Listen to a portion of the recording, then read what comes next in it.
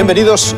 50 años después de su nacimiento, llega el momento, llega la hora de contar, de narrar y de explicar la historia de la Conferencia Episcopal Española y de la huella que ha dejado en la historia de España y en nuestra sociedad. La conferencia nace justo después del Concilio Vaticano II. Nace como una institución de diálogo entre los obispos, pero pronto demuestra su capacidad de influencia en la búsqueda del bien común en la sociedad española. Una capacidad de influencia que se ejerce en un primer lugar en busca de la reconciliación, de la concordia, pero también en la instauración de un régimen de libertades, de esas libertades de las que hoy disfrutamos. Esa gran obra colectiva que fue la transición política en España fue también una obra de la Iglesia Católica.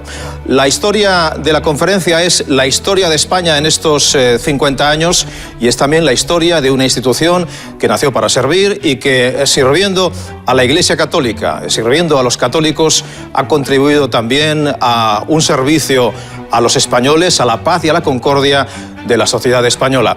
Hemos llamado a este trabajo, a este documental, Aliados de la Vida. Hemos tomado prestada una expresión utilizada por el cardenal Sebastián, que es junto al cardenal Tarancón, al cardenal Suquía, a Elías Llanes, al cardenal Rouco Varela o al cardenal Blázquez, uno de los protagonistas de esta larga historia, de estos 50 años.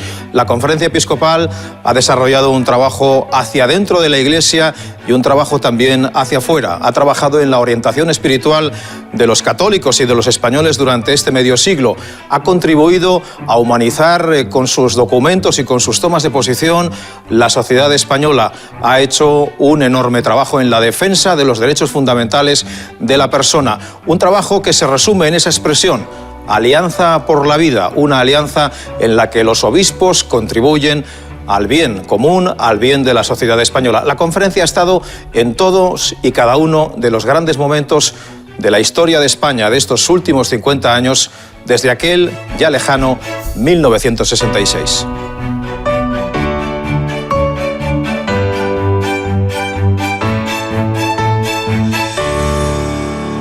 La Conferencia Episcopal es y quiere ser una institución eclesial, por tanto, de orden religioso cristiano, para el servicio de la Iglesia y también para el servicio de la sociedad.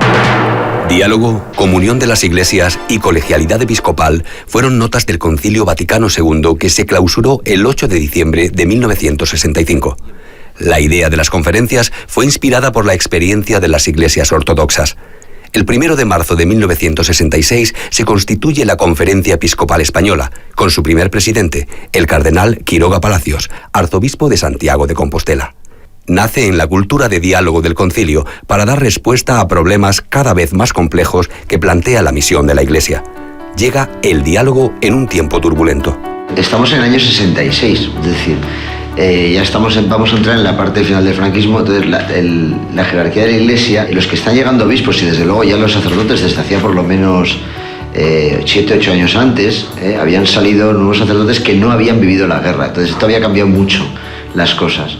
Entonces en el seno de la Iglesia pues hay obispos que piensan más en ir pues preparando la situación después de la desaparición de Franco. El concilio supuso para España una gran innovación. Al hablar de la Iglesia española, hay que distinguir dos niveles distintos, porque entonces la Iglesia española era muy vigorosa, tenía mucha juventud, muchos sacerdotes jóvenes, religiosos jóvenes, una acción católica muy fuerte. Por otra parte estaba la jerarquía y las personas de más edad, digamos, la Iglesia más establecida y más conservadora. Para la Iglesia oficial y más visible en España, en general, el Concilio Vaticano II fue una sorpresa. Una de las cosas que llaman la atención es leer las declaraciones que hacen los obispos españoles que fueron al concilio al regresar.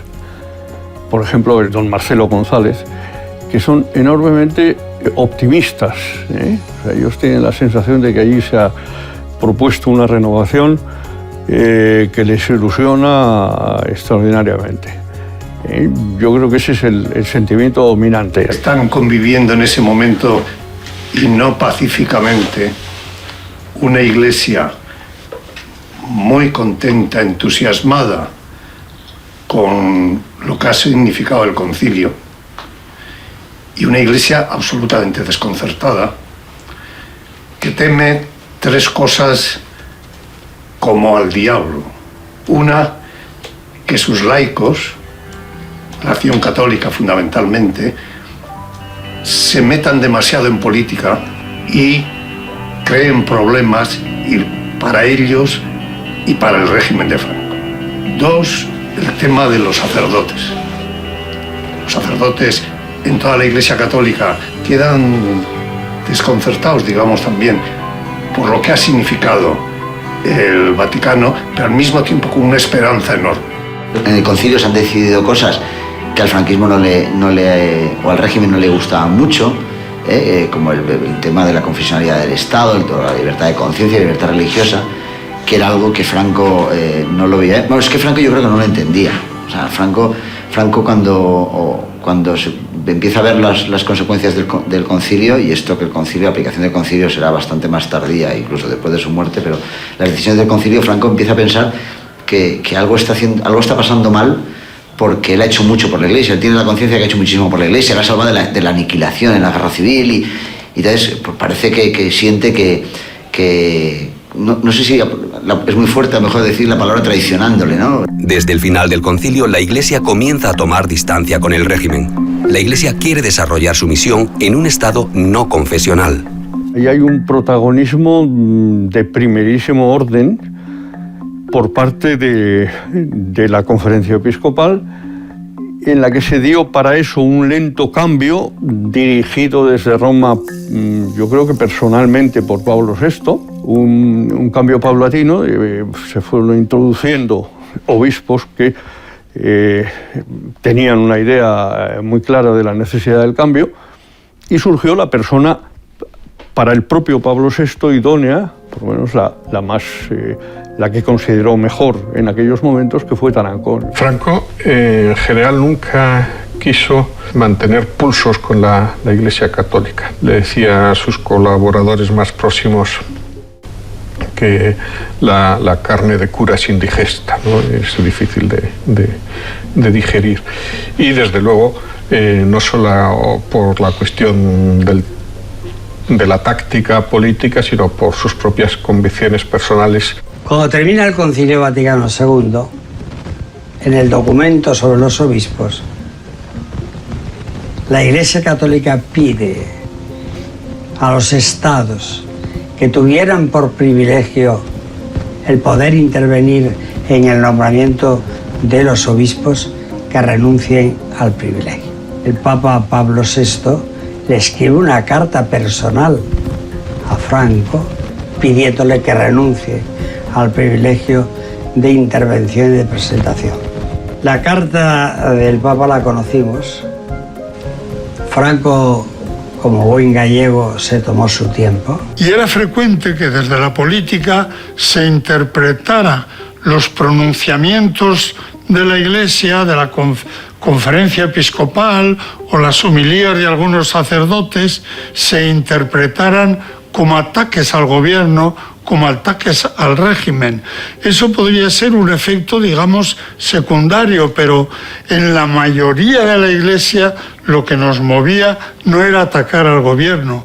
Reconocíamos las muchas cosas buenas que podía haber hecho en favor de la nación española, sino que pensábamos que en virtud de la moral social cristiana teníamos que dar algunos pasos hacia adelante. La Iglesia Católica y el Estado constituyen dos poderosas fuerzas vitales que coinciden en el propósito de promover la perfección del hombre y su bienestar espiritual y material. Sus finalidades no pueden contradecirse, porque ello produciría una lamentable crisis social. Pero lo que no puede hacer un Estado es cruzarse de brazos ante determinadas actitudes de carácter temporal asumidas por algunos eclesiásticos. A Quiroga Palacios le sucede en la presidencia de la conferencia Casimiro Morcillo y en 1971 es elegido presidente el cardenal Tarancón. Tarancón se convierte en el mirlo blanco para Roma y en el peligroso destructor de la organización y la armonía Iglesia-Estado para los políticos. La famosa Tarancón al paredón, aquel famoso grito y pancarta, no nace justo en el momento del asesinato de Carrero Blanco. Ya era una idea anterior. El bárbaro y criminal atentado se produjo en la calle de Claudio Coello, muy cerca del cruce con la de Maldonado, cuando el presidente del gobierno, después de asistir a la Santa Misa en la iglesia de los Padres Jesuitas, montó en su automóvil para iniciar la jornada de trabajo. Recuerdo como si lo estuviera viendo hoy, el día del atentado de Carrero Blanco, y recuerdo aquel desfile con el féretro de Carrero y el entonces príncipe de España, el rey Juan Carlos, solo, vestido de contraalmirante de la Armada, que era lo que era entonces, solo, y el cardenal Tarancón detrás y todo el mundo gritando Tarancón al paredón, ¿no? En aquel momento, ese día, un día después del atentado, el día 21 de diciembre del 73, Torcuato Fernández Miranda sale del Palacio de Presidencia del Gobierno, camino del Pardo, porque quiere reunirse con el jefe del Estado, y en el jardín se encuentra a Tarancón. Torcuato ya está en el coche, baja la ventanilla, le pide que venga y le dice cuándo va a celebrar, cuándo quiere él que se celebre el funeral. Finalmente Franco, con las presiones de Torcuato, cede para que sea Tarancón quien haga el funeral, quien presida el funeral, y se celebra. Lo que pasa es que antes de la celebración del funeral se produce el entierro y ahí nos encontramos al camino castellano arriba del cardenal Tarancón, el primero, muy despacio, rodeado de gente que le insulta, la policía le protege, él, digno, aguante el tipo, pero la violencia era extrema en ese momento. Después va don Juan Carlos y después va el presidente del gobierno en funciones. Tarancón en ese momento lo que hizo fue una demostración absoluta de dignidad, una demostración absoluta de aperturismo. Tarancón, no solo Tarancón, pero fundamentalmente Tarancón, él es de alguna manera como ese buque insignia, ponen la Iglesia a punto. La verdad es que eran una inmensa mayoría de obispos los que le van a aupar y le van a mantener durante 10 años al frente de la Conferencia Episcopal Española, además de manera ininterrumpida, un hito único en la historia del episcopado, que además ahora es imposible por razones estatutarias. Junto a él hay colaboradores de primerísima fila. Uno de ellos se llama Elías Llanes, que todavía vive, está ya muy mayor, 88 años y bastante delicado de salud, que es su fiel secretario. Quisiera también subrayar que hay un hombre clave en la conferencia y en la Iglesia Española, que es don Elías Llanes. Elías Llanes es el segundo secretario de la conferencia después de Monseñor Garracampos, que fue también un secretario muy sui generis y muy personalizante de lo que era la secretaría. Mientras que Elías lo que hace es darle a la secretaría la estructura que ahora tiene, el entramado orgánico que tiene que tener, y es el hombre que realmente le da vida a la conferencia como organismo colectivo. Había en España una fuerza reaccionaria tan fuerte que si la Iglesia en aquel momento hubiera apoyado a aquel sector, la transición hubiera sido mucho más complicada y no hubiera sido tan pacífica, tan fecunda. En esos años se suceden las denuncias y multas a sacerdotes por homilías, pero el enfrentamiento más grave entre el régimen y la Iglesia se desata el 24 de febrero de 1974 por una carta pastoral leída en todas las parroquias de la diócesis de Bilbao. El régimen salta en oposición y se plantea expulsar a Lloveros y desde Roma a Franco le advierten severamente de las consecuencias que podía tener, no ya para España, sino para el propio Franco, ¿no? Aparece la palabra excomunión, pues ya se lo piensa dos veces, ¿no? Me van a echar a mí de la Iglesia, ¿no? O sea, insisto que él tiene, yo creo que podemos decir que él tiene una clara conciencia de que ha hecho muchísimo por la Iglesia. Es más, él en algún momento se siente como el salvador de la Iglesia, la ha salvado de la aniquilación en la guerra civil. Y por tanto, yo creo que en su foro interno no entiende muchas cosas. O sea, es un hombre muy anticuado en ese sentido, no entiende los cambios que se han producido en España y no es capaz de entenderlo. Y claro, el caso Lloveros, que me digan a mí que yo que estoy defendiendo la unidad de España ante un obispo que me la pone en tela de juicio, y cómo la Iglesia va a poner en tela de juicio la unidad de España, que es casi una cosa casi de credo religioso para él, ¿no? Pues eso es inaceptable. Fue el cardenal Marcelo González el único obispo que pudo entrevistarse con Franco en ese momento crítico, el que le convenció de que diera marcha atrás. La conferencia episcopal, presidida por Tarancón y alentada por el Vaticano, llevan tiempo trabajando para que la transición se haga en un clima de concordia que evite el conflicto civil. La Iglesia en España fue determinante en primer lugar de que se serenasen muchas posturas. Yo creo que había sectores entonces que lógicamente no eran partidarios de la transición democrática, que querían mantener, aunque fuera sin Franco, el régimen nacido del 18 de julio, y que si hubiesen encontrado en la Iglesia un apoyo, pues probablemente hubiesen tenido más fuerza de la que posteriormente tuvieron tanto las urnas como la propia sociedad. Ya desde el año 73, el cardenal Tarancón era el presidente de la conferencia. Era evidente que se acercaba el final de la época del general Franco y teníamos la preocupación de, primero, preparar a los católicos para poder vivir con coherencia cristiana lo que pudiera venir, y luego pues sembrar en la opinión pública española unas ideas que favorecieran la justicia, la paz, la reconciliación, el perdón, la convivencia. No es solo que la conferencia episcopal cambie y el clero cambie. El español medio, practicante, católico, que estaba en las instituciones, ha vivido ese cambio y ha vivido apoyado por la Iglesia. El 20 de noviembre de 1975, Franco muere y se abre la gran incógnita de la supervivencia del régimen y la esperanza de la democracia. En los primeros pasos de aquellos días, la conferencia establece cuál va a ser su sitio. Alguien del equipo del cardenal Tarancón, no sé si era el padre jesuita Martín Patino, recientemente fallecido, o directamente Tarancón, con sus buenas relaciones y múltiples, consiguen que el gobierno le pase la parte relativa al protocolo de las exequias del jefe del Estado, del llamado Plan Lucero, que es como se denominaba el plan secreto que el gobierno de la nación había establecido para la enfermedad, muerte de Franco y la entronización del nuevo jefe del Estado, del rey Juan Carlos I. Ven, cuando les lleva el protocolo, el cardenal Tarancón con sus asesores, los del consejillo, y con los obispos deciden no. Están ustedes pidiendo una consagración que llevamos años diciéndoles que no, que les respetamos, que agradecemos y valoramos todo lo bueno, pero que queremos ser, en esta nueva etapa que se abre de la historia de España, fermento de reconciliación y de concordia. El 27 de noviembre se celebra una misa en los Jerónimos de Madrid, Misa del Espíritu Santo. Ante el rey, recién coronado, el cardenal Tarancón pronuncia una homilía que había sido redactada por Fernando Sebastián a partir del criterio establecido en la reunión de los sábados, lo que se conocía como el consejillo.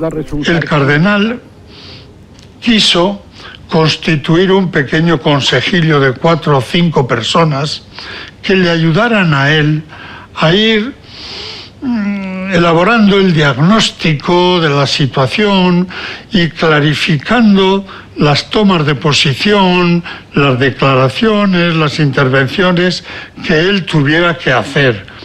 Y en aquella reunión es donde se fraguó la actuación de la Iglesia en los funerales de Franco, en la recepción del rey, y donde elaboramos la famosa homilía de los Jerónimos. Tarancón estaba sentado en nuestra mesa de trabajo, yo estaba a su derecha, y él empezó por la izquierda a preguntar: ¿cómo ves tú esa homilía? Cada cual fue diciendo lo que le parecía. Yo, que como estaba a su derecha, era el último en intervenir, aproveché aquellos minutos para ir elaborando mi esquema. Cuando me llegó, le dije, mire, señor cardenal, yo veo la homilía de esta manera. 1, 2, 3, 4, le expliqué más o menos el esquema que yo había compuesto y me dijo, efectivamente, esa es la homilía. Redáctala y mañana nos la traes. La homilía en los Jerónimos la recuerdo perfectamente porque estuvimos viendo a través de televisión las palabras que esperábamos pronunciar a Tarancón. Fueron las palabras que esperábamos.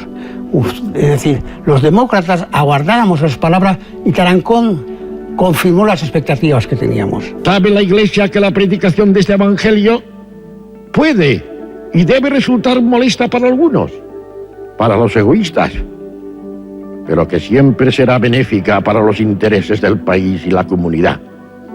Este es, Señor, el gran regalo que la Iglesia puede ofrecer. Tarancón no fue un genio, pero ciertamente tuvo mucho sentido común. Ese sentido común le llevó a ver por dónde iban los creyentes y por dónde iban los españoles. España fue capaz de articular un régimen de libertades. En el diálogo con los dirigentes políticos de esa nueva España, la Iglesia repetía el mensaje: queremos trabajar en un régimen de libertad, sin privilegios. Martín Patino preparó la entrevista con Carrillo. Carrillo estaba en la clandestinidad. Tuvimos una entrevista en la cual hablamos sobre todo hablamos de los puntos de vista de la Iglesia para la nueva Constitución. Nosotros no queríamos ningún trato de privilegio para la Iglesia.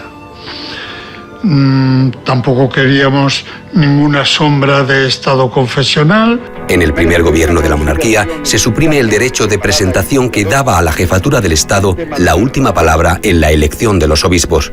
El propio día que va a tener lugar el Consejo de Ministros, que iba a tener lugar además en el Palacio de la Zarzuela, Marcelino Oreja pasa a ser el ministro de Asuntos Exteriores y fue al Consejo de Ministros y llegó con antelación y tuvo una conversación con el rey Juan Carlos en la que le expresó que era prioritario en ese gobierno la, digamos, normalización de las relaciones con la Iglesia Católica y que él, consciente de que el obstáculo mayor era la cuestión del derecho de presentación de los obispos, pues que estaba dispuesto a renunciar formalmente a él.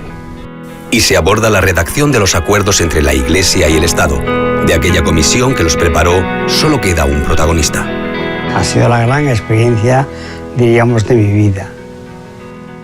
Y todavía sigo sin saber quién le dio mi nombre al nuncio del Vaticano en España, Monseñor Dallo, y con gran sorpresa mía, el nuncio me dice, mire, vamos a iniciar un acontecimiento importante para la Iglesia y para España, que es el cambio del concordato por algo más actual. El futuro de España está en tus manos. El 6 de diciembre, día de la Constitución, tu deber es votar. Vota libremente.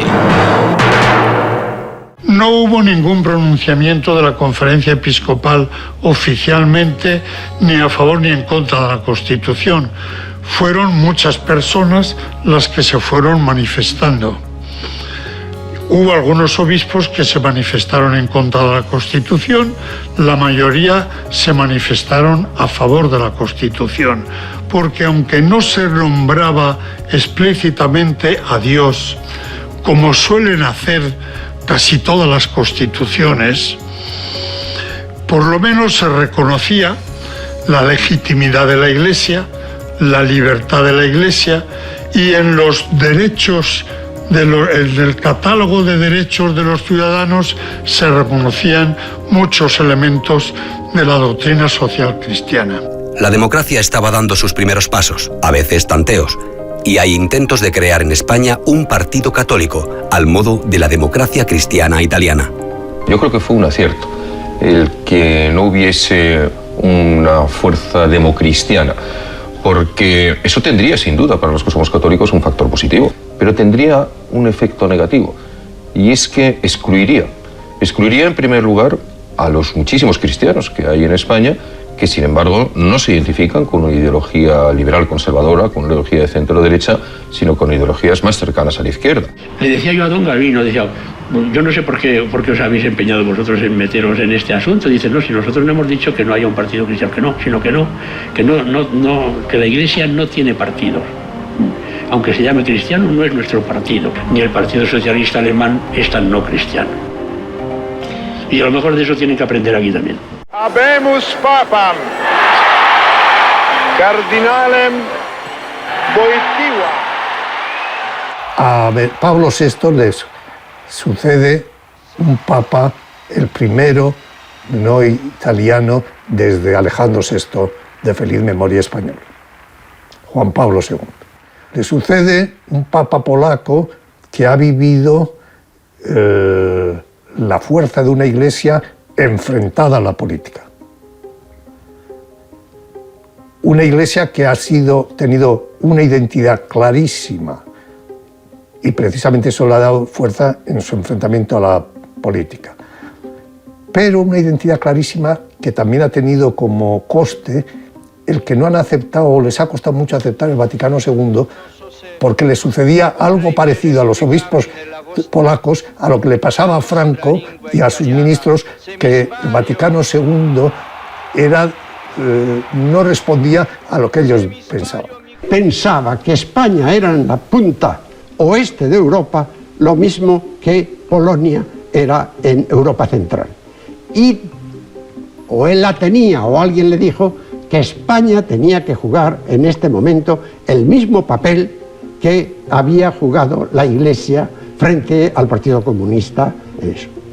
Ahí yo creo que hubo un error histórico por parte de grupos humanos que le susurraron al oído que la Iglesia española había traicionado la fe en la transición, que no había sido suficientemente fiel, que no había sido lo heroica que debía haber sido para plantarse.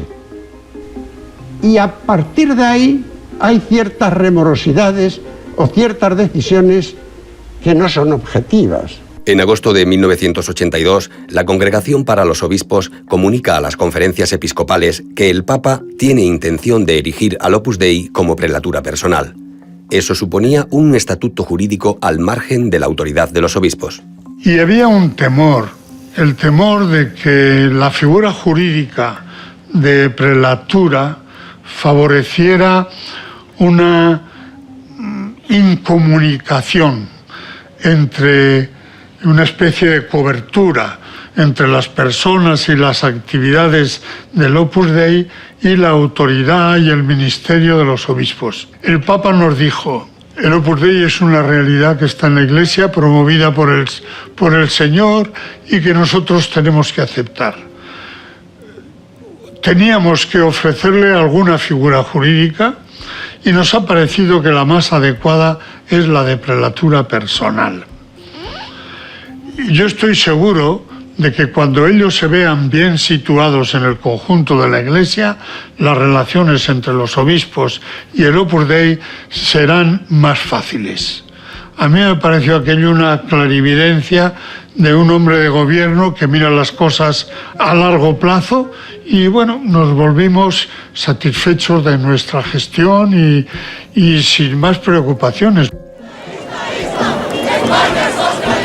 La transición concluye en el año 1982 con la victoria del Partido Socialista. También la Conferencia Episcopal ha vivido un cambio. El periodo de Tarancón ha terminado en 1981, un día después del 23F. Cede el testigo a un joven arzobispo, Gavino Díaz Merchán. Don Gavino es una persona aparentemente más sosegada, más tranquila, con menos inmersión en lo que políticamente estaba siendo, porque el momento clave había pasado, pero había que aplicar las decisiones. Yo he de decir que tengo un inmenso respeto a don Gabino. Son de esos hombres cabales, de esos hombres buenos, de esos hombres que transmiten paz y concordia, pese a que él llevaba desde niño las heridas abiertas de haber visto matar delante de la puerta de su casa a su padre y a su madre. Es decir, es un caso concreto de en qué medida la reconciliación pasa por el olvido, por el perdón y por la esperanza. Y viví muy pronto, naturalmente, el vuelco del 82, que a mí me chocó muchísimo. O sea, me parecía imposible que en un país democrático pudiera ganar un partido por una diferencia tan abrumadora, siendo además la primera vez que accedía al poder. Y yo recuerdo que le dije a don Gabino, esto no es bueno, le dije yo, pero aquello fue como un vuelco muy grande, ¿no? Y le decía yo, mira, esto puede equivaler a una dictadura de hecho acreditada y legitimada además, porque han sido unas elecciones. Y me dijo, bueno, han elegido así, pues claro, es legítimo, ¿no? Pero realmente sí que me di cuenta de que era fruto de una democracia todavía no madura. Pasadas las elecciones, el 31 de octubre de ese año 82, llega a España Juan Pablo II. Será el más largo de los 5 viajes que hizo a España, con una misa en la Castellana que es el acto más multitudinario que ha vivido la historia de la capital. La porción más numerosa de la Iglesia de Cristo habla hoy y reza a Dios en español. Fue un viaje precioso. Para mí supuso un trabajo enorme porque yo acababa de tomar posesión como secretario de la Conferencia Episcopal. Supuso un impulso muy grande, un respaldo muy grande para los católicos españoles, porque acababa de ganar las elecciones el Partido Socialista. Era la primera vez en la historia de España que iba a haber un gobierno socialista. No sabíamos tampoco cómo iban a salir las cosas. La sociedad española había dejado hacía muy poco tiempo de ser confesionalmente y oficialmente católica. Muchos católicos estaban desconcertados y miedosos. Yo recuerdo muy bien la frase final de Felipe González diciéndoles, díganle al Papa que mientras gobierne el Partido Socialista será siempre bienvenido en España. Nos daba tranquilidad viendo cómo iba a ser posible la convivencia de católicos y no católicos con un gobierno laico del Partido Socialista. En el gobierno de Felipe González lo que se viene a hacer es negar el papel que los obispos habían tenido. ¿Cómo? Intentando ir más allá, incluso ya planteando lo que todavía no se ha llevado a cabo, pero ya planteando la anulación de los convenios del 79, en fin, iniciando una política legislativa lesiva, o bien para la Iglesia como organización, o bien para lo que es la doctrina común de la Iglesia, ¿no? Y ahí sí, ahí empiezan.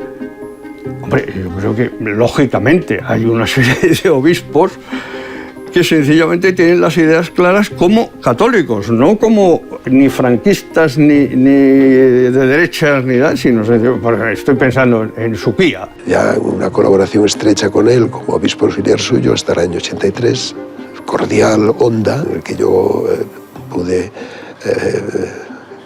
beneficiarme, casi gozarme de su confianza y de su paternidad. En aquellos años que fueron claves en todo el proceso de transición política y transición general, social, cultural de España, él ejerció un papel quizá más relevante de lo que se sepa, ¿no? Su forma de trabajar era muy discreta, pero sus relaciones personales con protagonistas de aquel momento eran no raras y eran intensas. Bueno, para empezar por don Adolfo Suárez, ¿no? Su forma de ver los problemas era de mucha prudencia, de mucha discreción, pero también de lo que podría llamarse honradez intelectual y honradez honradez sacerdotal, honradez personal. Por lo tanto, él aportaba siempre serenidad a las cuestiones, hacía más de puente que de frontera. Como arzobispo de Madrid, el cardenal Suquía consigue impulsar las obras de la Catedral de la Almudena. El templo será consagrado por San Juan Pablo II el 15 de junio de 1993. En el periodo socialista se aprueba la ley del aborto y la educación aparece como el gran caballo de batalla de la democracia. Los gobiernos del PSOE muestran su tendencia a la secularización de la sociedad. La conferencia defiende la libertad de elección de los padres. La segunda gran figura que os he citado después de Tarancón, que es Elías Llanes. Entonces ya arzobispo de Zaragoza, ya ha dejado la secretaría de la conferencia y los obispos le han nombrado para la en aquel momento más importante, más sensible comisión o ministerio, por mantener una terminología civil, comisión, que es la Comisión de Enseñanza. Y estamos ante un proyecto que va a ser una realidad y que es la madre de las sucesivas leyes de educación que se han seguido en España, que se llama LOE, Ley Orgánica de Educación, en la que empieza a haber riesgo y peligro para una realidad tan importante en la educación, importantísima, que además está ahorrando más de 3.000 millones de euros al erario público. Don Elías va a ser el gran valedor de la fórmula que propone en la reforma de Maraval, que eran los llamados conciertos educativos. Y 30 años después, la razón ha caído de nuevo al lado de la Conferencia Episcopal Española. Había un problema que sigue vivo, que es justamente el del artículo 27 de la Constitución, el de la enseñanza, el sistema educativo. El Partido Socialista y los gobiernos que apoyó, lo esencial del artículo 27 de la Constitución evidentemente lo mantuvo. La jurisprudencia del Tribunal Constitucional tampoco le daba mucho más juego para salirse de ese marco, o por una interpretación que no fuese esencialmente fiel al artículo 27. La clase de religión no es una catequesis. La clase de religión es una clase de una ciencia que se llama teología, que se cultiva en las universidades del mundo y de Europa, además dentro, formando parte de las universidades del Estado, en Alemania, en Austria, en Suiza, etc. Y que tiene detrás de sí una historia de por lo menos de 2000 años. Necesitamos una ley orgánica de educación compartida por todos, donde los padres tengan la responsabilidad primera que la Declaración Universal de los Derechos Humanos ha reconocido a los padres, y evidentemente los educadores, y evidentemente los alumnos, y evidentemente la sociedad, y evidentemente el Estado, pero cada uno en su lugar. Y aquí en este punto no ha sido una situación pacífica la que unas veces y otras hemos ido viviendo. Yo pienso que la izquierda, o muchos elementos de izquierda, no han terminado de creer la sinceridad de esta aceptación de la democracia por parte de la Iglesia y han tenido siempre algún recelo. Luego ocurre que aunque en los términos generales estemos de acuerdo, luego en muchas aplicaciones concretas hemos tenido que estar en desacuerdo. Por ejemplo, en la manera de enfocar el divorcio, en la aceptación o la legalización del aborto.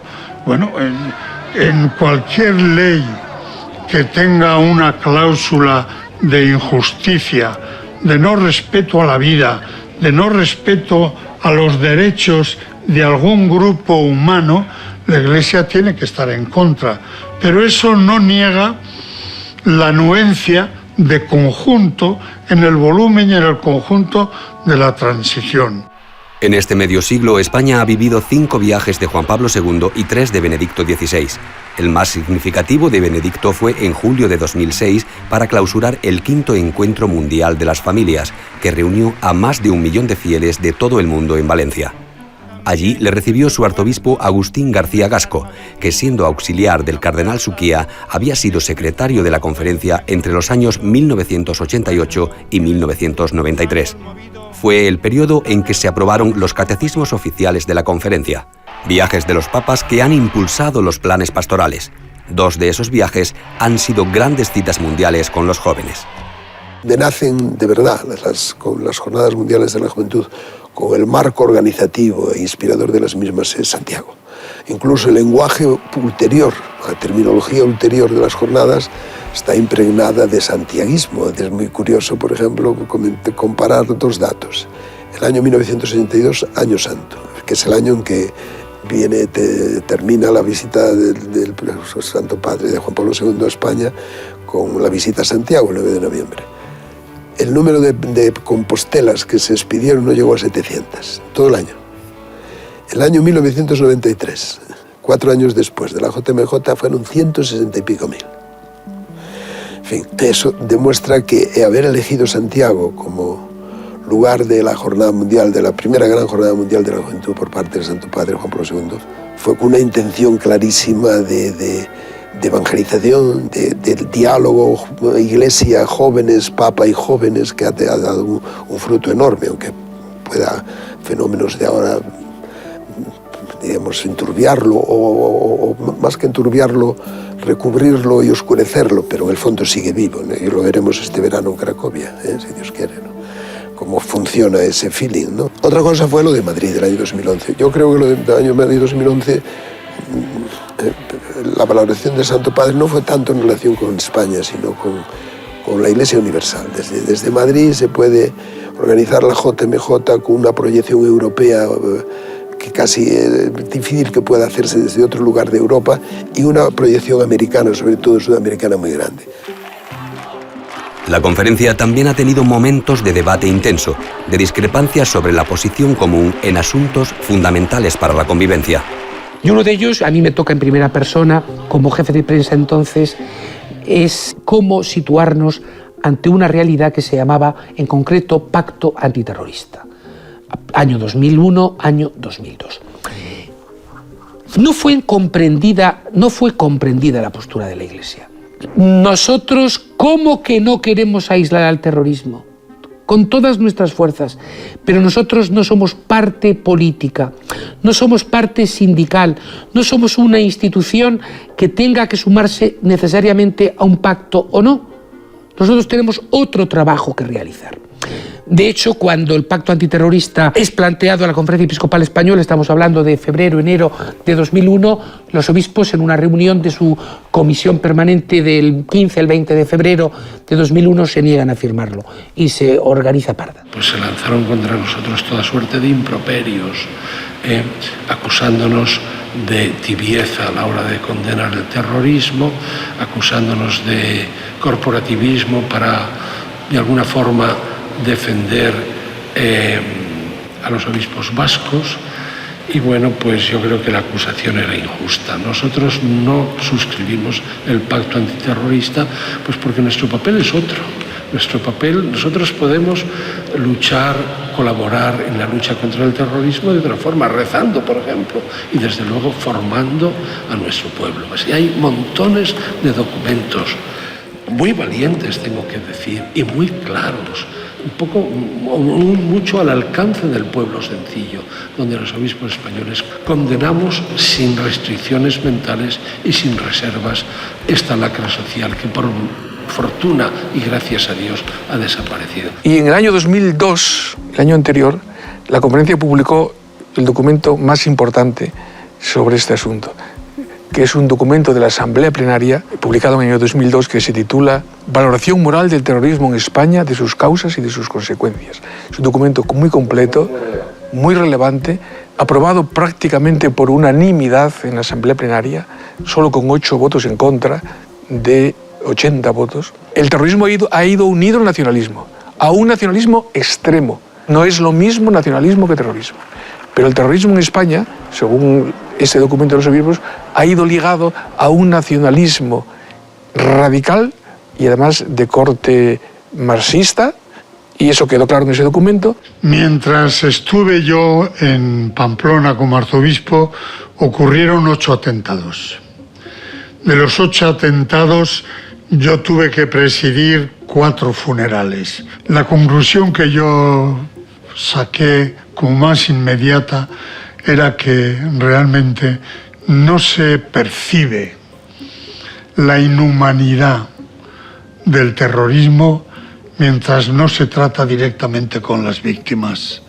Ver casi con la sangre caliente a las víctimas, como me pasó a mí en alguna circunstancia, cuando mataron a un concejal de Pamplona, que acudí yo al hospital antes que su propia familia. El papel más importante de la Iglesia en aquel momento era clarificar las conciencias, sobre todo de los jóvenes, en contra de la violencia. Yo creo que la Iglesia española ha sido excesivamente cauta en hacer un diagnóstico moral sobre los diferentes nacionalismos, nacionalismo catalán, nacionalismo vasco, nacionalismo gallego.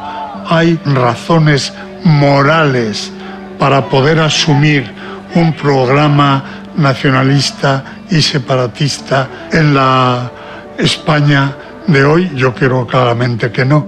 Puede ser que a lo mejor el fenómeno nacionalismo necesite ser estudiado. Puede ser. También sabemos que hay nacionalismos que son legítimos porque ahí ya ha nacido una persona. Y la lengua, por ejemplo, forma parte de esa conciencia nacionalista. Y puede haber nacionalismos exacerbados y excluyentes.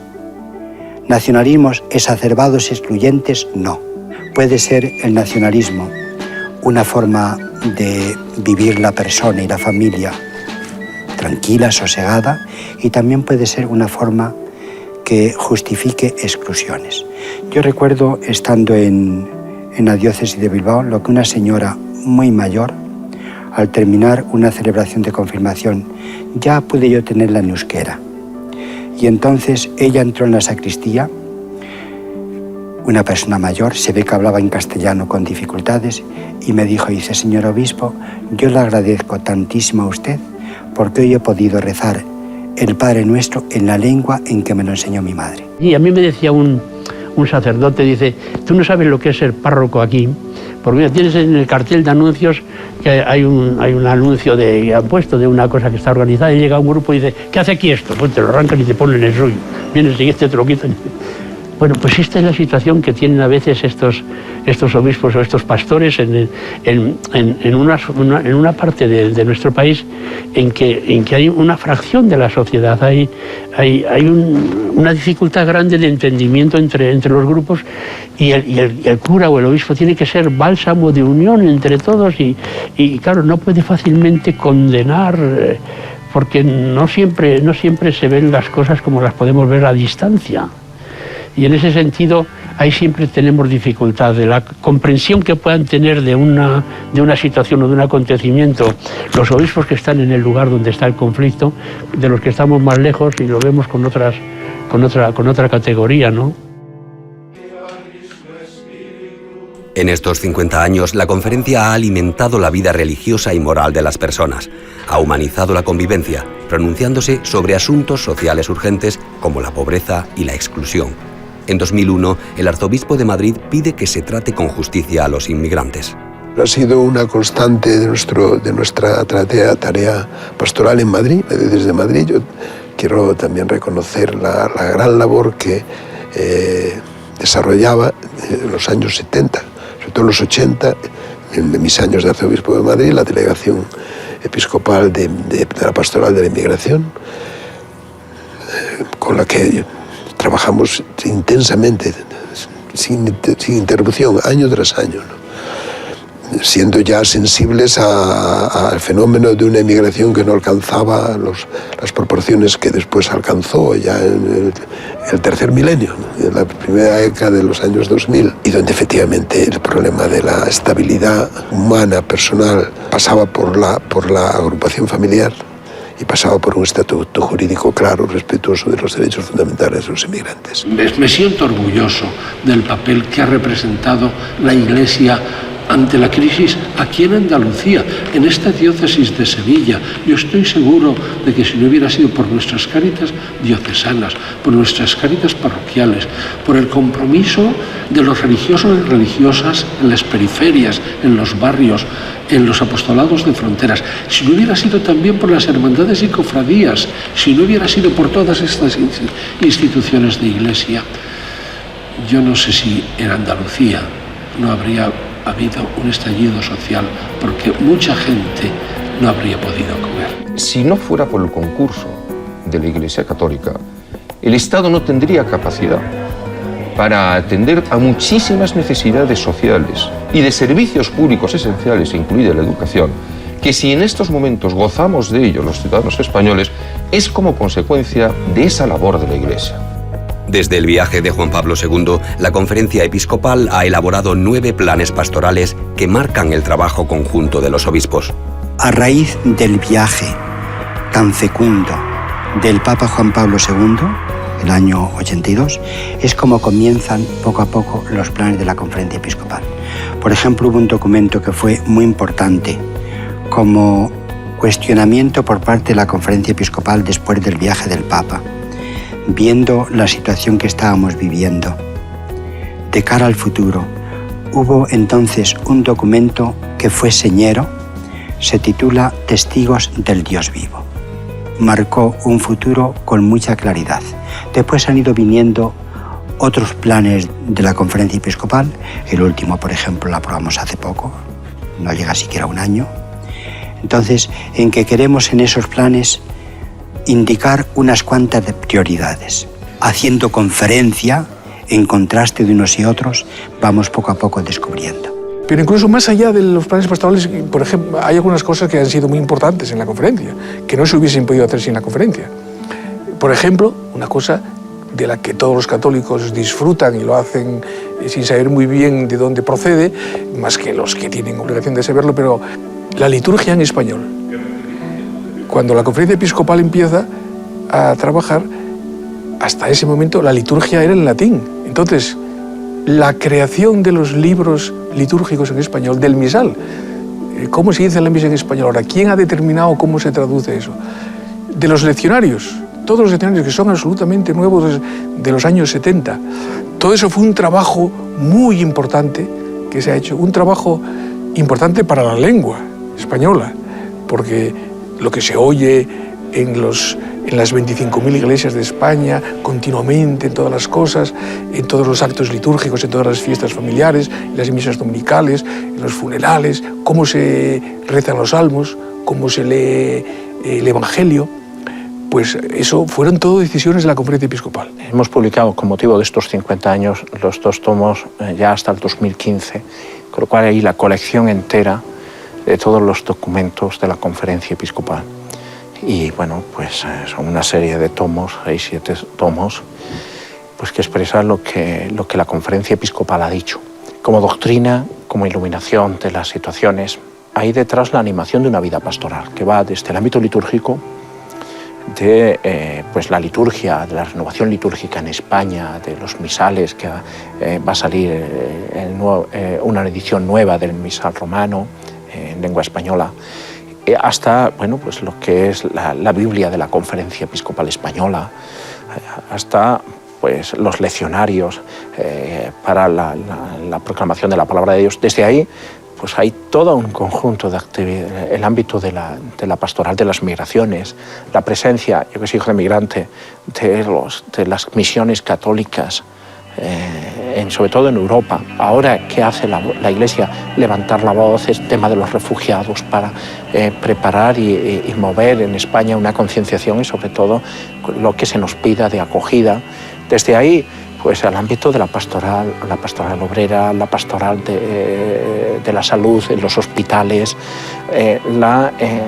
pues el acompañamiento de los sacerdotes con la comisión del clero, hasta el fomento de las vocaciones en los seminarios, la creación de universidades y su seguimiento. La Iglesia tiene un peso importante en el ámbito educativo, en la escuela católica, pero también en la enseñanza de religión, en las escuelas con los miles y miles y miles de profesores de religión. La conferencia ha producido también documentos relevantes para la Iglesia y para la sociedad española. El último, la Iglesia servidora de los pobres. Antes hubo muchos otros, como la Declaración ante la crisis económica y moral o La verdad os hará libres, de 1990.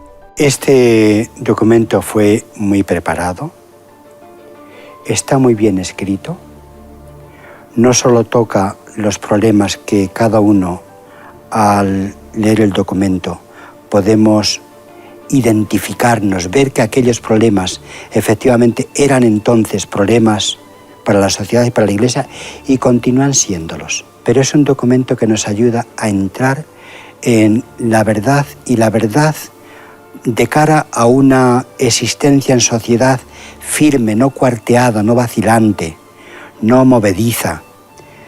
Para poder vivir con serenidad y proyectar nuestro futuro con confianza necesitamos tener un suelo firme, de claridad moral, de relación entre todos respetuosa, de participación de todos en lo que a todos nos afecta. Pero luego hay que romper tópicos. La Iglesia en España siempre ha hecho una apuesta por la comunicación. Hay cientos y cientos de revistas religiosas. La Iglesia tiene una cadena de radio que es la segunda del país prácticamente. Esta propia cadena en la que estamos emitiendo de 13 Televisión es una opción por estar en el mundo de la comunicación. Y la gente pone un medio de comunicación para dos cosas: para ganar dinero y para influir. Nosotros no ponemos un medio para ganar dinero, lo que queremos es que no nos cueste. Pero sí, esto es una opción pastoral, es decir, para llegar a más gente, dando y ofreciendo cuáles son la cosmovisión, la manera de entender las cosas que tiene la Iglesia.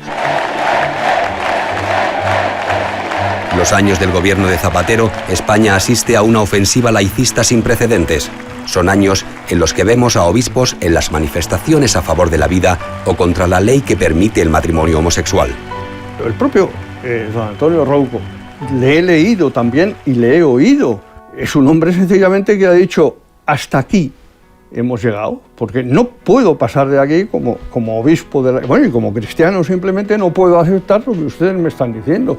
Es decir, la confrontación habida en la época del gobierno de Rodríguez Zapatero, yo creo que es una confrontación provocada y yo pienso que buscada por Rodríguez Zapatero.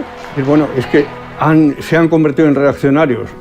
No, lo habrán hecho con mayor o menor prudencia, pero sencillamente han dicho que de ahí no pasan. Personalmente tengo un recuerdo muy bueno, de la relación personal con él. Pero en la realidad objetiva de la política de esos años, había es el problema de la concepción del matrimonio, de la familia, del derecho a la vida. Son cuestiones que afectan profundamente a la concepción del hombre y por lo tanto a la misión de la Iglesia, que es el anuncio del Evangelio de la salvación del hombre, ¿no? Por parte de un hombre que era Dios, que es Cristo, ¿no? Y tenemos que responder, vamos a responder, ofrecer la visión de la Iglesia con respecto a esos problemas y también animar a sus fieles, a los católicos, a que en esa cuestión, en ese debate, tanto teórico como práctico, tomasen partido. Cumplido el medio siglo, la conferencia hace balance de una obra y mira al futuro con esperanza y voluntad de contribuir al bien común.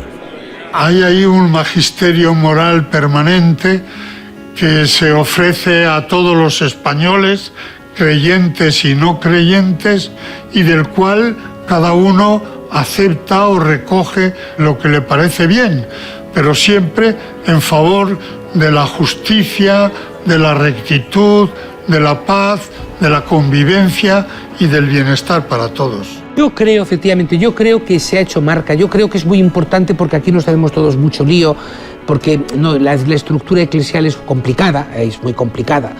Obispados, congregaciones religiosas, dentro de las congregaciones religiosas miles, ¿no? Es que no estoy exagerando, ¿no? Luego movimientos, luego no sé qué. El crear una marca que unifique, que englobe. No es que la Conferencia Episcopal Española sea la supercentral, esto no es una gran confederación donde al final el único que manda en la Iglesia española, en este caso concreto, es don Ricardo Blázquez. No, es una estructura de comunión, de colaboración, de animación, de colegialidad que dije antes. Yo creo que seguirá jugando para la Iglesia un papel importantísimo. Y para la sociedad, en tanto en cuanto el proceso de descristianización de la sociedad se pueda salir al paso de ese proceso, porque estamos en un proceso de descristianización de la sociedad, cuya responsabilidad es nuestra. Si sabemos transmitir la fe con toda su pujanza, su belleza, con toda su capacidad de dar sentido a la vida humana, de hacer personas libres y con criterio, de contribuir a la paz social y al bien común. Independencia, libertad, tenemos que luchar por la libertad. O sea, no podemos dejarnos arrinconar como si la Iglesia o la religión fueran un elemento de consumo privado en tu casa o en la sacristía. Somos una instancia pública y como pública tenemos que actuar en concurso con otras instancias que hay en la sociedad, que tenemos que respetar, evidentemente. Y luego colaboración en todo lo que sea bueno para el bien común, que esté allí la Iglesia. Y luego, pues no perder la perspectiva de la tarea misionera, esto que el Papa actual tanto nos dice, y bueno, ya de alguna manera también los anteriores, ¿no? Yo desearía que nuestros grupos laicistas dejaran de ver a la Iglesia como un artefacto de tiempos pasados o como un enemigo. La Iglesia es una colaboradora leal del bienestar moral y espiritual de todos los españoles. Es un aliado de la vida. Si decimos que Dios es amigo de la vida, a fortiori la Iglesia, los católicos, somos también amigos de la vida. No solo de la vida propia, sino de la vida de todos en paz y en convivencia. La importancia que hay que mantener del artículo 16. La visión religiosa o no religiosa de la sociedad española conviven perfectamente, conviven, y eso tenemos que mantenerlo como unos símbolos del consenso y de la unidad de los españoles. La conferencia episcopal que representa a nuestra Iglesia Católica en España es una institución que ha sabido contribuir de una forma determinante a que hoy España sea la gran nación que es y que sea también este modelo de convivencia y de diálogo. Y yo me atrevo a pedirles que sigan insistiendo en esa cercanía, en esa defensa de unos valores que son los que en definitiva nos hacen libres y en esa generosa apertura a que todos sabemos que en cualquier momento, probablemente los más difíciles de nuestra vida, esa puerta, la de la Iglesia, siempre la hemos tenido abierta. Realizar todo lo que tiene que ver con la evangelización, incluyendo esa la palabra, la proclamación de la palabra, la enseñanza de la fe, la acogida de la fe, de la doctrina de la fe, la experiencia de la liturgia, del culto, de los misterios de la vida cristiana, de la vivencia de lo cristiano en la vida de todos los días, comenzando por lo personal, pasando por el matrimonio y la familia, luego la sociedad, la comunidad política y el mundo. Todo ello exige que los obispos lo hagan en estrecha comunión, no solo en lo básico, en lo más fundamental, sino también en lo más concreto y sobre todo en lo más cordial y lo más personal. La conferencia episcopal fue un lugar hasta ahora donde ciertamente había divergencias de opinión, no nunca en lo fundamental. Yo no conozco en la historia de la conferencia episcopal española ninguna divergencia en las grandes cuestiones de la doctrina de la fe, sino que además fue un lugar donde la amistad creció de una forma evidente, ¿no? España ha sido grande y España es grande cuando tiene valores grandes, no solo en sus baremos económicos, sino en sus baremos de valores que dan sentido a la vida, no solo en medios de vida, sino en las razones por las que vivir. Y en ese conjunto de razones, el catolicismo, el cristianismo, el evangelio tiene una parte importante en nuestro ADN, y también con libertad y con respeto exquisito a las convicciones de los demás y exigiéndola para las propias, en el presente y en el futuro de la sociedad española. Contribuiremos mejor a la grandeza de nuestro país si somos cristianos más auténticos, cristianos más fieles a lo que es nuestra identidad, que es seguidores de Jesús, y es mostrar ese rostro misericordioso con el mejor de los argumentarios, que es la caridad. El camino está abierto y es un camino que no necesitamos hacer cambios bruscos. Es un camino que está abierto. Nosotros queremos hacerlo lo mejor posible, también siguiendo ahora la onda que nos viene del pontificado del Papa Francisco, simplificando más las cosas para hacerlas más ágiles. También el Papa ha indicado que es bueno que estos dinamismos de comunión que llama él se profundicen y además se muevan en una especie como de onda de descentralización. Por tanto, la conferencia episcopal presumiblemente recibirá mayores competencias. No sabemos todavía, porque el Papa ha hecho algunas sugerencias, pero no tenemos todavía un proyecto concreto. Nosotros estamos abiertos a ello. De modo que el empeño por mejorar la institución en el futuro la tenemos y la gana de trabajar también.